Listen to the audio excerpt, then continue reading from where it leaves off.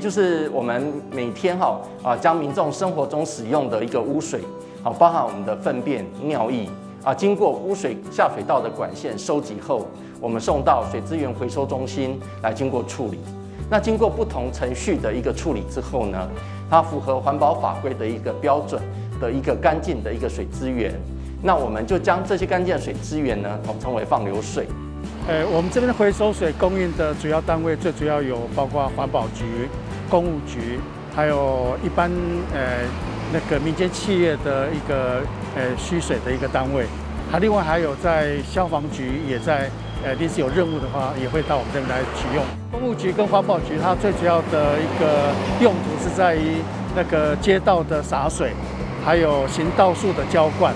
然后民间企业的话，一般大概最主要是建筑工地的抑制扬尘。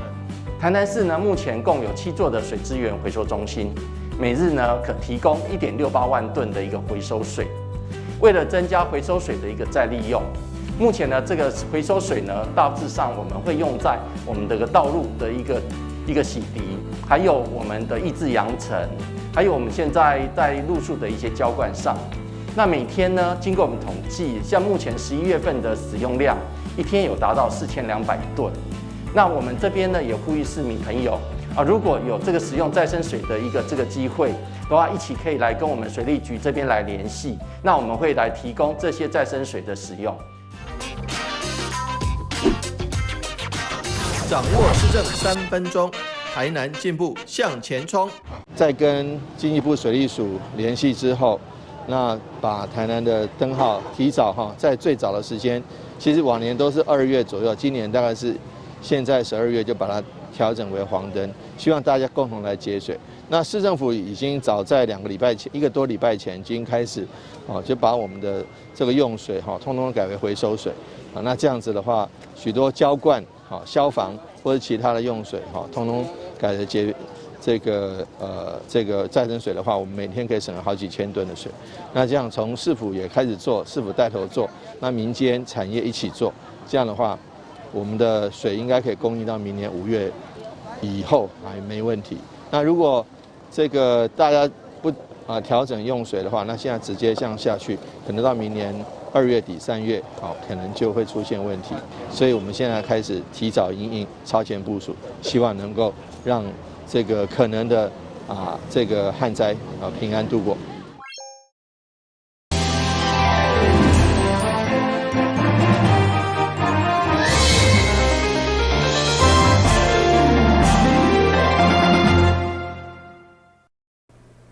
大家好，我是陈碧纯，欢迎收看12月20号礼拜2的中嘉台南地方新闻。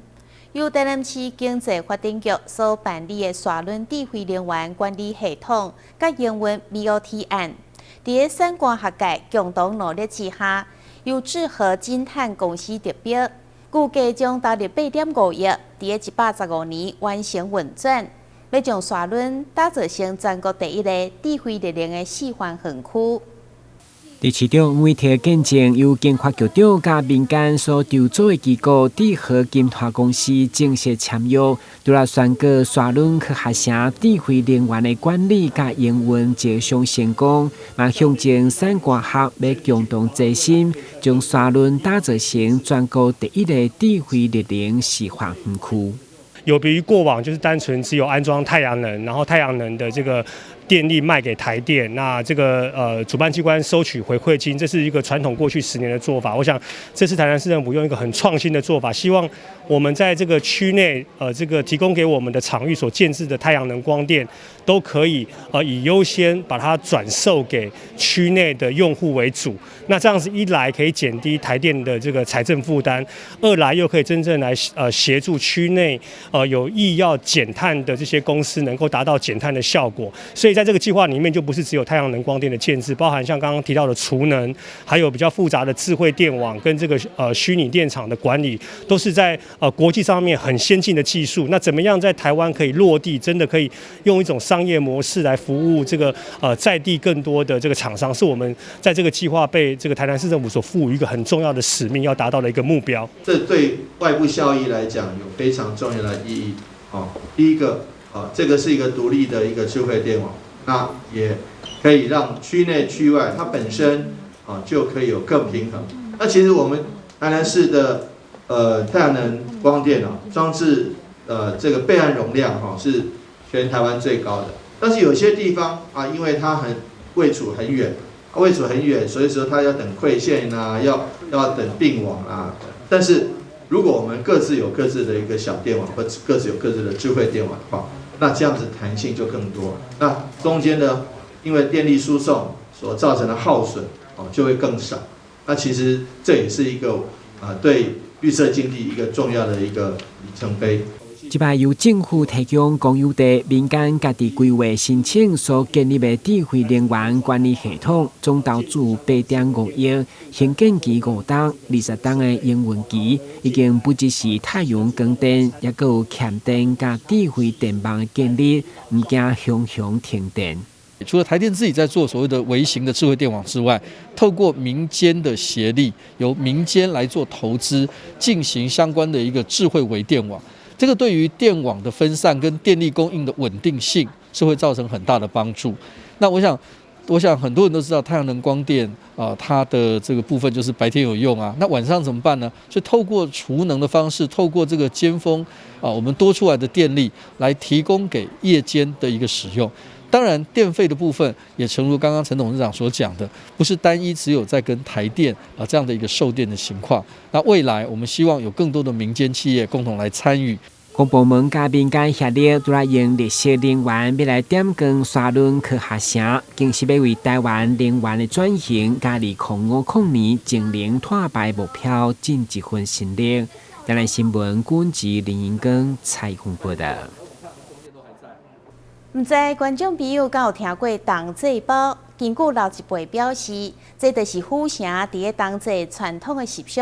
除了食圆搁来就是吹包食甜配咸。嘛因为一顿只袂当坐种3工，加上顺手工的制作真够工，所以业者伫个接单以后嘛做走袂离。用面粉皮染上各类菜，这是素的同济包。虽然做的过程参像一般的菜包，不过刻景成金元宝的模样，就真无同款。这就是府城迎接同济传统的习俗。当然，除了素的毛包肉、香菇加两仁的炒的。虽然同济包由来已经无多可查，不过老一辈表示，同济就是铺圆吹包食甜配咸，所以业者伫同济进行加上预定，要互民众借出制作保平安，加一个圆满。因为他那个1年才一次，而且就是说，也是我们台湾的传统就是1年只有一次就是很新鲜，就那样子，就是1年只吃到一次，而且这个就是还蛮抢手的，就是要预定才有，而且要提早预定这样子，嘿。这就能制作吗？对，就是要拜拜就是我们传统的习俗所以就是还蛮特别的。冬至包我们都是应景的，只有在冬至这3天，只有卖这3天而已。那其他一般我们的日子就是没有再卖个冬至包。那一般这个冬至包跟差别是说，你看它这个有一个像半月形，那酷似像金元宝的造型。那冬至到了，也代表过年快到了，所以大家觉得吃这个，大家觉得有一个金元宝，也可以说可以发财那个吉祥这样子。同济包是同济应景食面，所以业者一档只卖种3工，对备料到吹好热滚滚相当的高工，一粒平均大概4点钟，所以业者拢是限量，也无做走袂离。因为我们都是手工制作了，那刚好冬至在我们这3天的订单非常的多所以我们手续也非常的繁琐了。那我们现在就是人家来受理，我们都是没办法再接了因为一批货了大概我们做起来大概要4个小时这样子。那现在寒流冬天的话，那变成我们可能会更延长4到5个小时，会跑不掉，所以我都大概半夜3点多就起来做了，所以我觉得还是非常的辛苦了。一粒25块的同济包嘛，成为业者为了应景现主时专列赶工的焦点。台南新闻军职林英光采访报道。大丰环保公司为了将绿色环保再生的观念推广给更加侪人了解，特别伫台南市永康区成立拆车梦工厂园区，用报废的回收品打造真侪充满蒸汽朋克风格的装置艺术，吸引不少关心环保议题、甲爱翕相的民众前往参观。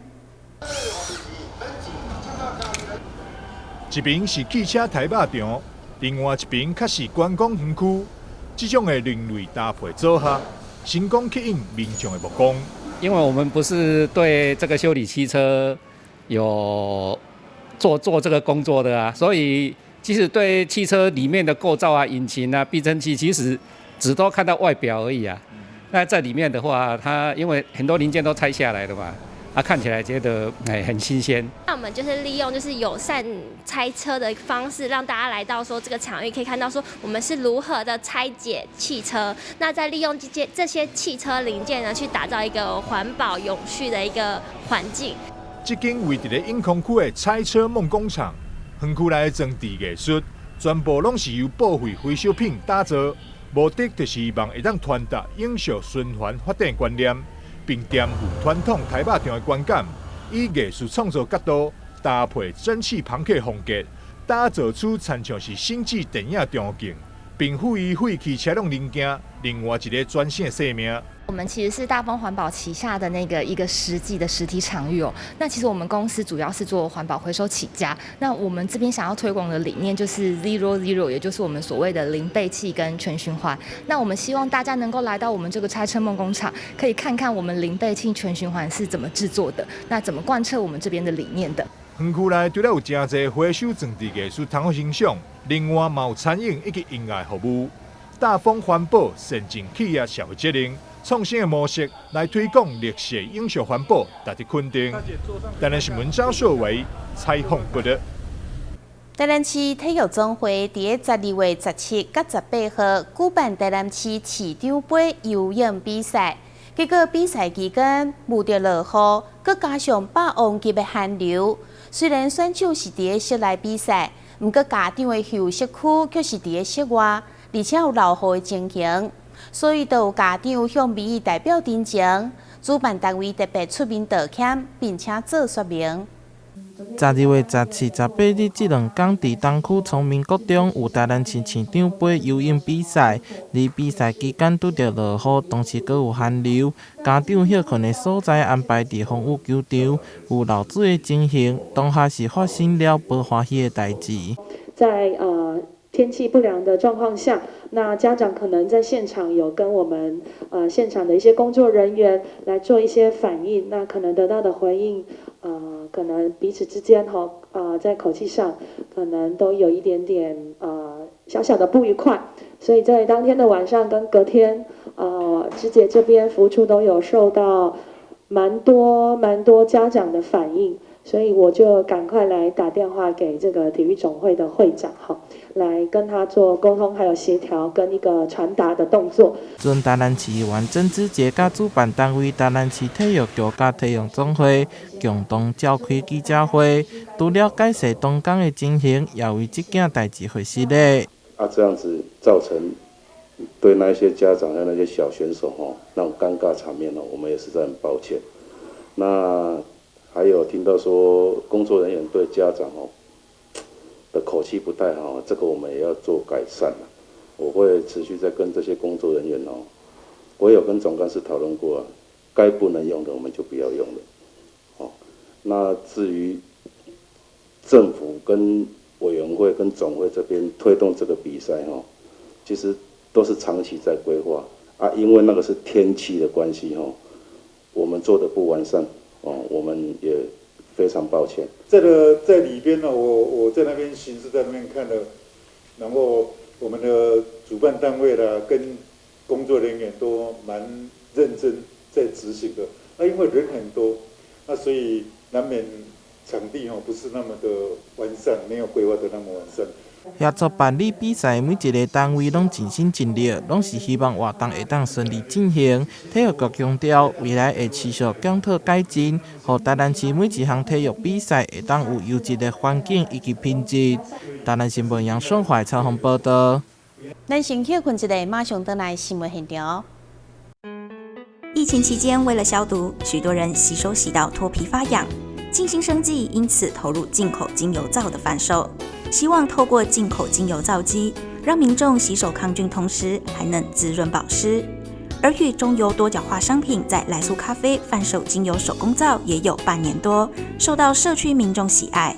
但面对突如其来的疫情高峰，原本买咖啡送的是脸部美容保养，顾虑有人对在公共场合脱口罩进行脸部保养可能会有确诊风险，在疫情稍缓的暑假期间，改推买咖啡送亲子手工皂课程，一方面提升加油站的咖啡业绩，一方面也让静心生技的后疫情时代，透过多元创新的精油手工皂课程，结合社区客群做推广。其实，在疫情之后，其实我们这个美容的行业已经就是因为戴了口罩就没有办法做脸。那其实我们在这段时间的经营的时候呢，也非常的辛苦。那几乎想说啊，不然就找一个方法，怎么来接我们这段时间没有办法，就是说脱口罩的一些行动的美容，还是做一些美容护肤的部分哈。那我们为什么要来转介在这个精油皂里面？因为精油皂本身就是在做清洁，我们想它变成说让推广这个，让学员他们除了说精油皂学完之后怎么使用，然后教他们做一些手作，除了这一份的这个一些手作的收入以外，然后我们也让学员就是延续让他们经营一些这样精油皂怎么在家里自己创业做小型的一个创业，或者说他们怎么在那个团购里面去做，跟很多团的团主呢一起来合作卖这些精油皂。公司的精油皂是很天然的，洗后很滋润保湿，是值得推荐的伴手礼盒。那疫情期间呢，我就跟公司批来卖给朋友，增加一点收入。为了让公司的收入不因疫情中断，原本主攻行动美容师培训的静心生技，不得不停下许多美容师的培训业务，转从零售精油皂，再到手工皂教学。除了来素咖啡，静心也与市民学院合作，让参与的学员有机会创造事业第二春。有一天我开电视起来，我看到阮隔壁里活动中心伊咧推广二度就业，二度就业伊内底都有咧讲到行动美容，有咧学精油皂，这是我真兴趣的，所以我就想尽办法去报名。我起头我是送给朋友。朋友感觉我这个物件真好，手工精油皂，所以又叫我回去做来卖，所以我就开始愈有信心，我做来卖朋友，卖朋友佮介绍一寡人。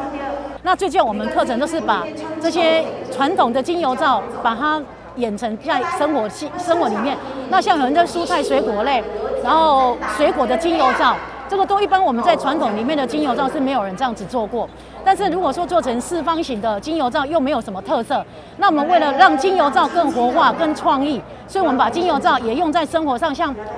我们的一些柿子水果皂，还有一些像我们的丝瓜皂，还有玉米这些做得很像我们生活上的这些模型，然后让客户人很喜欢这种东西。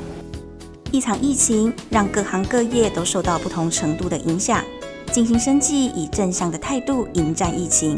努力发展不同的经营策略，既不影响原有客群消费市场，也能因应疫情创新多元商品。这场疫情目前逐步趋缓，我们的生活也慢慢恢复过往。想多份收入的你，或许能从手工皂开创出另一个圆梦的好契机。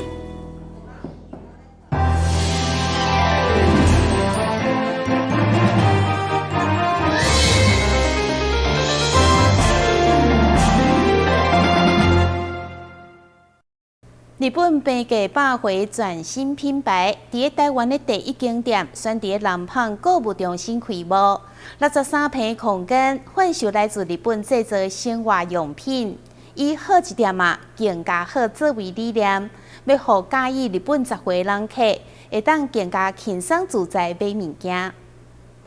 充满日式简约风格装潢，架上摆满各种日常生活小物。不管是熏香用品，也或是餐盘杯啊，每一件商品拢真有质感，而且具有环保概念。大创百货全新品牌 Standard Products 20号伫南港购物中心香港开卖，而这间店也是全台湾的第一间。国産の日本国産の商品を多く取り揃えて。这就是对环境好的商品，对环保的商品才使用环保好的商品。第二个的话，也是不为追求流行的商品，每次我们都是持续的可以使用的商品。Standard Products 以好一点、更好了为理念，更加注重质感甲实用性，为居家用品、厨房餐具、生活小物甲文具用品，全部拢是经过精挑细选。商品的售价为99块起，希望会当提供介日本商品的消费者有一个安心购买所在。台南新闻张秀维采访报道。以打造友善幸福大台南为目标。市府社会局伫个111年交出精彩成绩单，包括一个中学区、一日间照护、一号一路人老人关怀以及居家安体服务，拢是全国首创。社会局长表示，展望未来，希望成为绿色上界有力的靠山。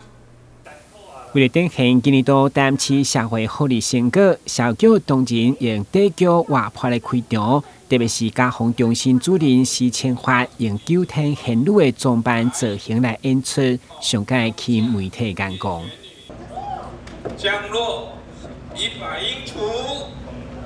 用马路2段6号7楼，收到。9天玄女，法力无边，神力满满，降嘎！来，先抽一支啊！关，我抽到关呢，这是什么意思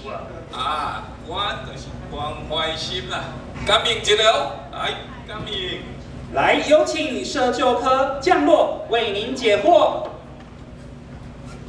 关心永续食物给付，为了提升物资运用效能，今年募集了6台物资车，通过32处的食物爱心银行以及19处的惜食平台，还有公益平台的多元管道，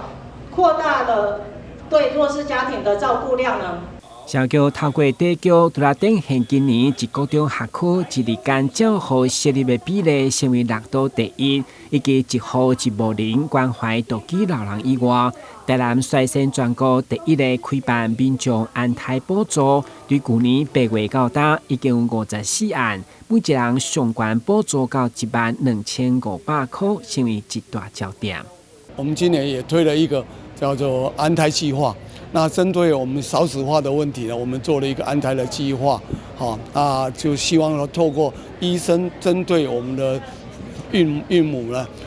如果说在这个安胎上需要的话，有提出一些需求的话，在我们这个市长也在讨论说，我们如果让他协助他，所以在我们补助他交通费用啦，还有包括看诊费用啦，还包括一些补品的，总共我们也编了一些经费来协助我们的妇女的安胎。希望说在少子化的，除了我们的托育补助以外呢，在安胎的部分呢，也可以能够做一个协助了哈。社局除了发表成果，局长展望未来嘛表示，维持照顾弱势行动，包括食物银行以及公共托婴中心的正式据点，拢将持续推动。点亮幸福大台南，耶！台南新闻阮志林跟采访报道。台南市有一位71岁老先生，倒边的肩胛头已经疼几个月，不管是食药啊、注射或者是复健，效果拢无好，不止疼甲困袂好势，甚至手嘛无法度压悬。经过诊断，发现伊不但肩旋转肌腱长去，而且关节严重的退化，后来接受反式肩关节置换手术，才改善疼痛，而且手嘛会当压悬。肩关节疼痛是中老年人患者常看的问题，大部分因为退化、欠缺运动，或者是过度劳动所造成。另外，旋转肌腱的断裂也是常看的原因。台南市立病院骨科医师张浩明表示，旋转肌腱的断裂造成肩部的疼痛，另外手嘛无法度压悬，随着断裂肌腱内缩，肩关节软骨嘛会磨损。治疗上会先靠药物加物理的治疗，如果效果无明显，就要考虑肌腱的修复，甚至做人工肩关节置换。旋转肌腱的断裂是很多老人家的患者常见的一个肩膀疼痛的原因。那旋转肌腱断裂的话，常常可以看它的严重程度，然后有不同的治疗。一般来说，我们可以使用保守治疗，比如吃药、打针、药物注射等等的，可以缓解疼痛。那如果说旋转肌腱的破裂太过严重，或者是说保守治疗效果不好，我们就会建议使用关节镜的肌腱修补手术。但是如果有时候因为时间拖太久，或者是说它肌腱的破裂太过于严重的时候，连关节镜的手术去做修补的话，成功的几率都不大的情形下，我们就会建议使用这种新式的这种反式的人工肩关节置换手术。那它的效果就是说，因为肌腱已经没有办法再去做一个修补，所以说我们就是利用一些特殊的设计，然后让这个三角肌去代替我们的旋转肌去做一个手臂抬举的一个活动，进而减少这个疼痛的问题，然后也可以增进生活的品质，还有改善一些生活上需要的一些动作。医师表示，新型的反式人工肩关节甲传统的全人工肩关节无同的所在，是调整肩关节的旋转中心，互病患借由较强的三角肌取代严重破裂无法度修补的旋转肌腱。虽然手术的预后较好，但价钱较贵。目前健保局嘛通过专案的审查方式进行申请，提供肩旋转肌腱断裂无法度修补的患者一个治疗的选择。台南新闻林根采访报道。感谢你收看12月20号的中嘉台南地方新闻，我是秦美纯，咱再会。